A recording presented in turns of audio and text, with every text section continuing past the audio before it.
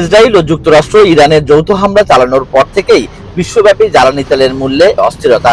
এরই প্রভাবে দক্ষিণ পূর্ব এশিয়ার দেশ মালয়েশিয়ায় দ্বিতীয়বারের মতো বাড়ল তেলের মূল্য। দেশটির অর্থ মন্ত্রণালয়ের পক্ষ থেকে বলা হয়েছে, বিশ্ববাজারে অপরিশোধিত তেলের দাম অস্বাভাবিকভাবে বৃদ্ধি পাওয়ায় তেলের দাম বাড়ানো হয়েছে।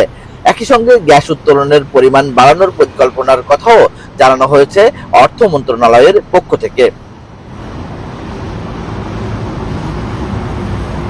ঘোষিত নতুন তালিকায় পেট্রোলের দাম লিটার প্রতি 50 সেন্ট বেড়ে দাঁড়িয়েছে 3 রিঙ্গিত 87 সেন্ট বাংলাদেশি মুদ্রায়, যা 120 টাকা। অকটেন 80 সেন্ট বেড়ে দাঁড়িয়েছে 5.52 রিঙ্গিত টাকায়, যা দাঁড়ায় 170।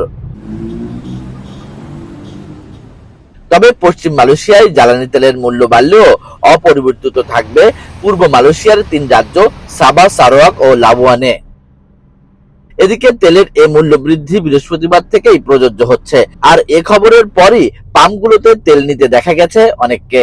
যদিও ঈদের লম্বা ছুটিতে রাজধানী কুয়ালালামপুর এখন অনেকটাই ফাঁকা। তেলের মূল্য অস্বাভাবিকভাবে বাড়ানোয় এর প্রভাব শিগগিরই বাজারগুলোতে পড়তে শুরু করবে বলে মনে করেন দীর্ঘদিন